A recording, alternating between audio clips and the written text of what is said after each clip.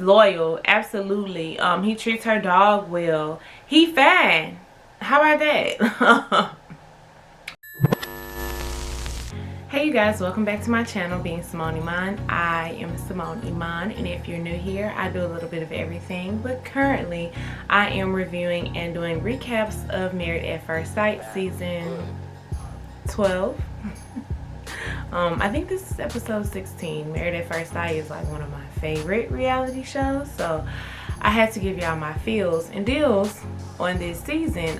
But I also do other things, product reviews, shopping hauls, some vlogging here and there. So if you're interested in those type of things, or you're feeling my vibe, because I'm so vibey, go ahead and hit the subscription button, hit the notification bell so you know every time I upload a video.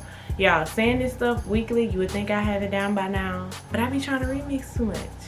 Anyway, let's get into the video.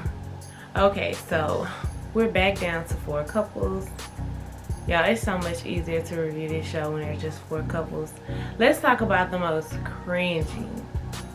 If y'all watch Real Housewives of Atlanta, you know that's the buzzword for now. And people can't spell cringy. Anyway, the most cringy couple for me is Erik and Virginia. And Virginia's not that cringy. She did choose violence this episode, but Erik is so cringy to me. So they opened up their scenes, y'all. They got them dogs in the bed, and I hate it. And they're assessing their relationship with one another and talking about their differences, which they seem to do so well when the cameras are around, but they be arguing about organs, y'all. And it's just like, I hope on decision day, I know Erik is gonna want to stay married, but I hope Virginia runs for the hills. In these episodes, all of them are talking to friends and family and just kind of like talking about the relationship, giving feedback on what the present state of the relationship is and how they're going to go into decision day. And Erik talks to what looks like a fellow insurrectionist. Where was he on January 6th? And he always says that he knows why they're matched and that he's a lucky guy. Like, Erik likes Virginia. There is no doubt about it. He's really like into her physically. He always compliments her, talks about how beautiful her smile is and stuff like that. But I don't know if he's in this marriage because he's like genuinely falling in love with Virginia, likes Virginia so much, or is it that he doesn't want to be divorced twice?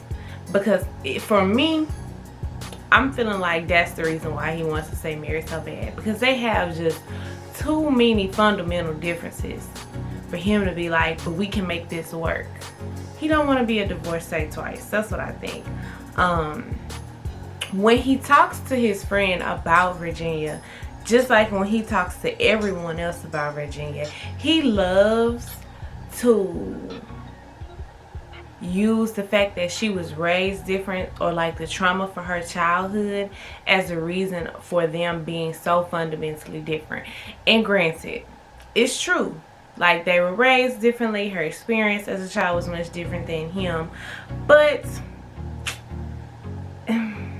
that's not ammo for you to then say, well, this is why she is not up to par with my standard for living or being.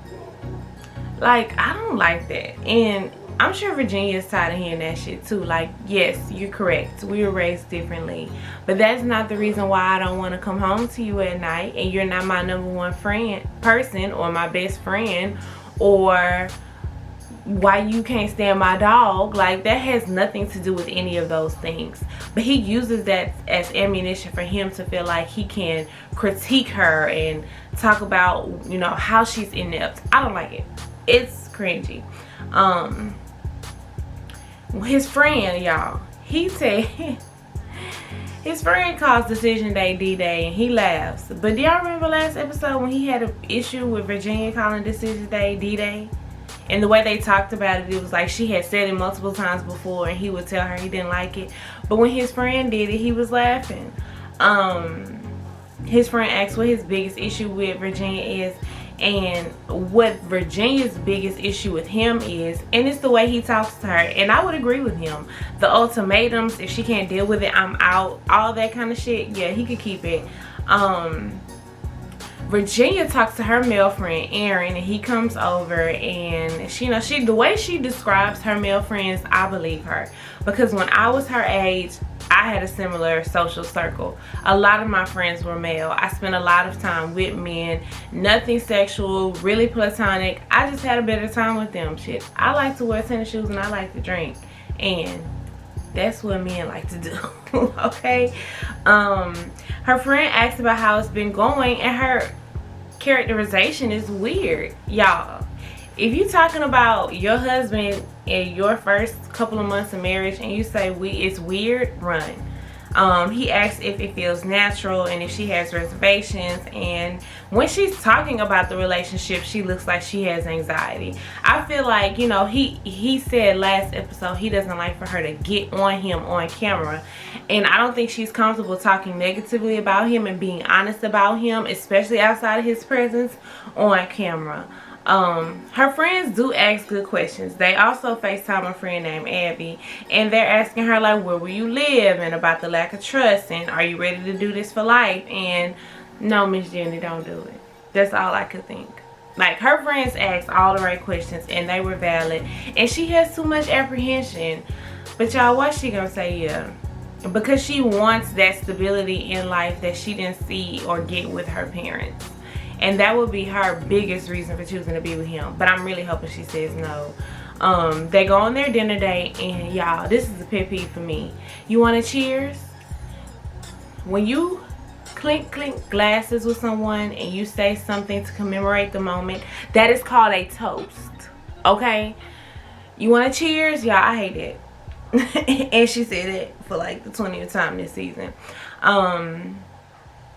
He cries a lot at the end of the episode, and he's talking about how much he loves her smile and he loves to be around her, and Virginia seems unbothered and unmoved. Like, okay, he's crying, but she's asking the practical questions and talking about their biggest issue being their standards of marriage, and if he'll think he can let that go. And then he starts talking about making a list of things that he doesn't feel are good, and talking about her respecting him, and it's too many boundaries, and Virginia is living like a boundless life. And I don't know, at her age, for this to be married at first sight, I don't feel like she should dumb it down for him, for anyone but him. Like, it's not the time for her to make this compromise. And signing up for this show was cool. She probably didn't think she was getting picked, and she did, and this has been a great experience, but she needs to sign them papers and get a divorce. They get home and they're talking about, was it at home? No, they were at dinner when they were talking about soulmates. And she's like, he says all these things and he's describing her as, the love of his life, and he's never loved anyone. But she's so practical. Look, Virginia chose violence. Virginia like, yeah, you crying and that sound good, but you were married before, and I'm sure there was some point in your marriage that you felt like she was your soulmate, and she don't believe in soulmates. And when they get home and they get into bed, she's still choosing violence. And she brings up the living situation, which is a major point of contention for them. And I think that he's starting to compromise. I hate the fact that he talks with his hands. I hate it. He's starting to compromise, but I think he's being so open to compromise right now because it's decision day and he don't want to get left. But beyond that, he is not, like, all that shit go 180, and I think she realizes that. And then he says that he's realizing that he's more into her than she is into him, and he's hoping she'll come around. I'm hoping she won't. And then we have Clara and Ryan. I personally think that Clara is expecting way too much from Ryan. And not just about the sex, but with the I love yous and stuff like that. Granted, a couple of the other couples have said I love you, but I think if someone waits to tell you they love you for 2 months, that's pretty standard. Like, who? Granted, I know y'all they married at first sight, but they still dating at first sight at this point. She shouldn't be so off-put by him not saying I love you. Give him some time, girl. when they're talking in the beginning of their scene, you know, they're talking about their marriage, and he says he sees his responsibility in her, or his responsibility for her. He's you know, adapting to his role as a husband, what that means. And that's I love you-ish. That's very I love you-ish. She's recognized that she's evolved a lot, and you know, the partier in her is subsiding, and she's going to bed at 10:30 at night, which she hasn't done in years. And about damn time, cause you're not no spring chicken. And she's a flight attendant. You need sleep, girl. Ryan talks to his friend AJ over shuffleboard, and they're talking, and his friend is asking the good questions. He says the toughest part is not having the luxury of time. Like, he has to make quick decisions. You know, her timeline is a little short for what she's expecting. And then he says, you know, he talks about goal setting. Y'all, that scene where they do that in the Enneagram test, and they're like, do you have any long-term goals? She's like, nope. Y'all, I died laughing. But he says they need to do goal setting together and see what their long-term plans are. And it's sounding like the fact that he projects so much in the future, I'm feeling like Ryan might say yes. They played that donut scene of her when they're talking about, like, you know, really introspective, deep things. And she's like, not really, with a mouthful of donuts. Like, Clara is a clown, okay? Clara FaceTimes her friend, and those freaky baby hands, y'all, I've never seen that before. What is that? That is so weird. And I kind of want some. Do they make them in black? Her friend is married, which I think is good. You should talk to married people about married things. They're talking about the pros and the cons, and she says that, you know, a positive is always having a friend, so a built-in friend to do things with. But I mean, he is just a friend because no sex, so he's a friend, literally, quite literally. She's very vague and evasive and not honest about, you know, how unfulfilled she is in her relationship with the physical, you know, sexual things. You know what, y'all? I wouldn't be surprised, now that I think about it, if they have had sex by now and he's just like sworn her to secrecy for his image. I don't know. Anyway, she talks about how great the marriage is, but doesn't say, I'm dissatisfied because he's not telling me he loves me and I want to hear it. Anyway, her friend asks her, you know, what do you do if on decision day he says no? And she's like, he'd never do that. That girl gonna have a nervous breakdown on television if he say no. Ryan, I don't know. Anyway, they do the Enneagram test, and you know, she's like, oh, I did this with the stars, like some astrology type shit. And he's like, it's not the same thing. This is based in science. He is such a buzzkill sometimes. Like I said, they're reading these questions, y'all, and they so deep and introspective, and she's like, yeah, no, not really. Do I set goals, long-term goals? No. Y'all, I was like, damn, she is really shallow. Like, she's super shallow. They do their date night before decision day, and football bowling looks so fun, y'all. I would love to do something like that. I'm athletic, so I'd be like hitting strikes and shit. The dinner, how they talk, it's just a, you know, it's a series of sures. Absolutely, sure. Ryan is doing his same old, and it ends really weirdly. The editing, something wasn't right. You know, they're talking about decision day, and then she's like, can we talk about decision day more positively? And she gets up and she leaves, and he makes a face, and I don't get it. Like, the way it ended with them in that scene was really abrupt and weird.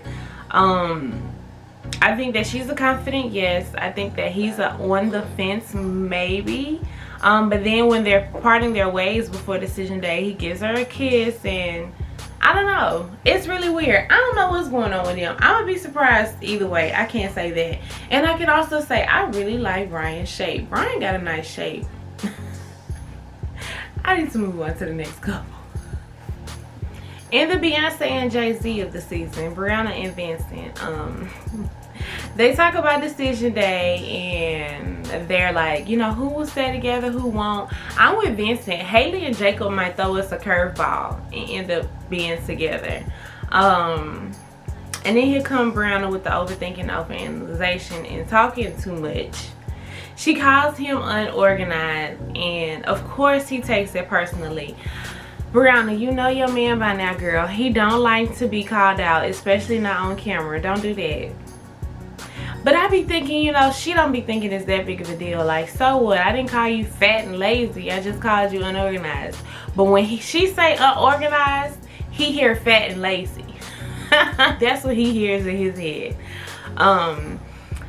He takes a dig back. He was very tit for tat and petty in the moment. He was like, well, on, you know, the wedding day when your friends and family was calling you bossy, that was a turn off for me. And she internalized that shit. Like, she died a little bit inside when he said that. Brianna talked to her mom about the relationship. That's her person. And I just think her mom is so beautiful. And her mom gives like inside out beautiful as well. She tells her mom that she's nervous and she's not as sure she once was. And then she tells her mom about the bossiness being a turn-off conversation. And I think her mom was correct with the observation that it's like cold feet all over again. I think they're both like nitpicking and looking for things to be red flags where they aren't necessarily. And here's my thing with Brianna talking about, you know, I'm not going to change myself. I respect that, and I agree in some sense. Like, who I am in my core is who I am. As long as I'm not like a toxic, nasty person, you know, I feel like I should be allowed to continue to be myself. And if I'm bossy or assertive or however you want to, you know, label that characteristic of my personality, then that's cool. But I also think that's an area for personal growth. Like, for example, when she go on that job, she gotta mind her manners. You can't be bossy and assertive with the CEO. You know how to dial it back and play cool when you're dealing with certain people in certain situations. When it's your husband, the man of the household, we all know as women, we are expected and we should accept the role of being submissive to our husbands because he is the head of the household. Dial it back. With him, you don't always have to be bossy and assertive. There will be points in your relationship where you guys will benefit from your assertiveness and your bossiness. When the waiter get his steak wrong, that's your time to tap in, sis. Come get this. This wrong. When you guys are purchasing your first home and there are specific things you're looking for and the realtor or the developer ain't getting it right, tap in, sis. Like, and those are trivial things, y'all, but y'all get what I'm saying. Like, there are moments in her relationship where that part of her personality will be the shining star and necessary, but it's not necessary all the time. Not with him. You know what I'm saying? If he wrong, you know, I've learned that in my relationship. Sometimes you just gotta let people be wrong. If it's not gonna cause y'all no harm, maybe y'all have to go back to the stove once or twice. Maybe y'all have to, you know, rework the wheel in some way. You don't always have to be right, is basically what I'm saying. And a lot of her bossiness and assertiveness is tied to her being right and correct. And that's an opportunity for personal growth. That's gonna make her a better parent, you know, because these kids test you, honey. Okay, and you can be as assertive as you want to be, and that 2-year-old gonna look you in your eye and say no. And you gotta find your worth and other strengths of your personality in other places. It ain't always gonna be the bossy you that prevails, and you got to be okay with that. And for somebody you love, that's a change that you should be willing to make. Vincent talks to his cousin, and y'all, that humidifier was popping mist like a hookah. Y'all, my little humidifier this big, baby, like a little spit coming out. I need that kind of humidifier, okay? I was like, is he doing hookah? He's talking to his cousin and he compliments her family and her mom, and he tells his cousin about the conversation, the organized versus bossy conversation, y'all. That computer screen was so nasty. He needed to take a wet paper towel to that screen. It was the nastiest thing ever. I just feel like he's talking himself out of a good thing. Both of them. They are overanalyzing where it's not necessary. Day night before decision day with them was cool. They talk about their experience, and I think it's gonna be an easy yes for them. You know, they've grown through every misunderstanding, every uncomfortable situation. They're able to converse with each other and talk about things and move forward. But they don't just talk about it, they change the behavior. Their I'm sorries are actual I'm sorries. Like, I don't like I'm sorry unless the behavior is changing.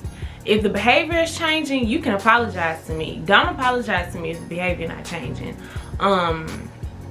That's why that answer should be yes. That food looks so good. Like, Vinny had like a whole fried red snapper. Where is that at? Because I need that. I feel like they've said I love you, and I feel like they're invested, so I know it's gonna be a yes. And when they get home and he's pulling off her boots, and you know, they're talking about learning Spanish, you know, it kind of threw me off, y'all. I do think production is like giving them cues on things to do and say, and then messing up the editing. When he cut her braid, that was weird. But we see that in the end, like on decision day, she don't have her braids in her head. I think he just didn't want her to wear braids. He was over her braids, so he cut that bitch off. And why is Brianna sleeping in foundation? But anyway, y'all know they're gonna say yes now. Stop playing with me. Y'all, my best friend and Haley. One thing I can say is, you know, they come home from the retreat, the couple's trip, and they always come back to their apartment. Okay, nobody leaves. Now, they're not sleeping in the same bedroom, but they always come back. They are in it together. She comes home and she's got her Karen face on, and you know, wondering why he left so early. And then he explains to her what happens with the dogs, and she got to simmer down a little bit. She often wants the communication and consideration that she doesn't provide for him, and I don't like that. You know, you don't communicate the best. You be low-key lying a lot, and you expect him to be so forthcoming with you. They both agree that they had a good time on the trip, and then Haley goes to meet her friend and starts the conversation with tequila shots. I love that paperclip necklace that she wears. That is so cute. I find often that Haley has so much criticism for Jacob and absolutely no accountability for herself. And her friend did a good job of not allowing her to just rag on him. You know, what was going on with you? What are your expectations? You know, can you talk about the positive things about him? And it's kind of like the exercise that Dr. Pepper had them do. You know, he has a lot of great qualities. He's loyal, absolutely. He treats her dog well. He fine. How about that? Her friend hit her with the hypothetical, what if Jake comes around and he calls you and he apologizes, what would you say? She would say yes, because like I said, Jake is fine. He's responsible. He's fine. He's got a good career. He's fine. Okay? He has so many positive qualities, and he look good. That man got a nice body, y'all. Somebody commented on my video last week and was dying because I said that's Jacob the Stallion. Like, girl, come on. When he had that Incredible Hulk, that shirt with all the holes in it, yeah, this was been an easy yes. The place that they went to when they went to their last dinner or date night before decision day, the chef there, and I want to say one of the co-owners, his name is Chef Aleem, and he worked with 2 Chainz.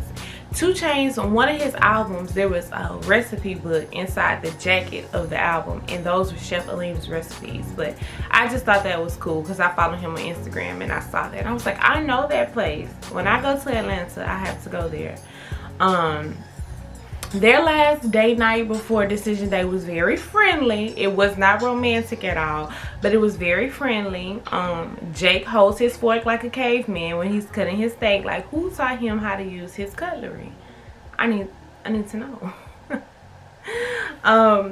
They're talking about their journey in this, and you know, he says that he recognizes that his fashion sense were horrible. And y'all, honestly, I think they may stay married. They both agree that they're nervous, and I'm just glad that they didn't end it on a bad note, that there was no fussing or fighting involved. They go home and they talk after dinner. I'm optimistic. I think that it's been a rad experience as well. I'm with Jake. It's been radical.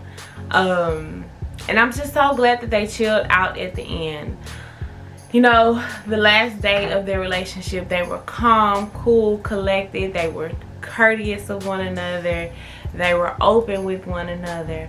But if they stay together, the first order of business is Haley calling her mama and telling her mama that that man did not ask for that bracelet back. He just asked that you be a little more respectful and at least have it in your possession. Okay? Okay, you guys, that's all I have for this review of Married at First Sight. I think this is episode 16.